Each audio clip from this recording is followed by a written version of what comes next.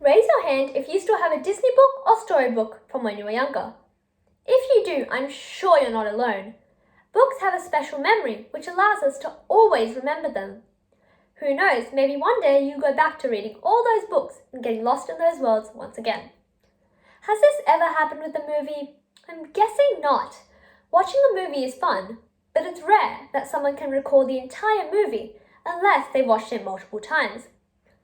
When reading a book, you delve into your own imaginative world, the whole book, a storyboard for you to construct in your mind. It's easy to vividly imagine what the characters would look like. However, when this book gets transformed into a movie, you often find that the characters are a lot different to what you expected. This is always a great disappointment that I, along with many others, have found. When I first read the Percy Jackson series, I imagined Annabeth to have long, curly blonde hair, as that's what the book described. However, when I watched the movie, this was not the case. They even changed her personality and her appearance. Even when reading the same book, everyone forms a different picture of what the character would look like. Your imagination is uniquely your own, not someone else's. Everyone has different ideas on what different words mean. For example, what is a long time? A few days? A few years? Or even a century? What does expensive mean? Everyone has different perceptions on these based on how they were brought up and their values. When you watch the movie, it's almost as if the director is making you believe their interpretation and proving your interpretation wrong. The director of the movie also leaves out many beloved scenes. They take only the most popular aspects from the book and add visual effects to those parts. Most of the time, the most popular scenes aren't the best, but it's the more hidden scenes that really form the story. In adaptations, action in the book is converted into drama or comedy to fit the audience. In The Wizard of Oz by L. Frank Baum, there are extra characters such as the Queen of Field Mice, who rescues the Cowardly Lion, but she's completely cut from the movie to streamline the action. With books, you are free to read at your own pace, whether that's a few days or even a month.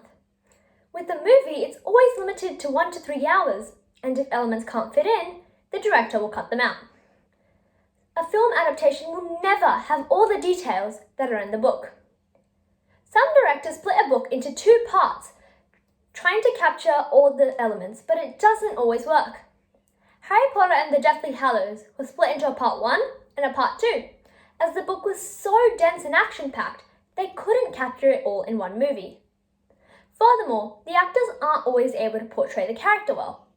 A lot of books and novellas have complex characters which are unable to be depicted as well on screen.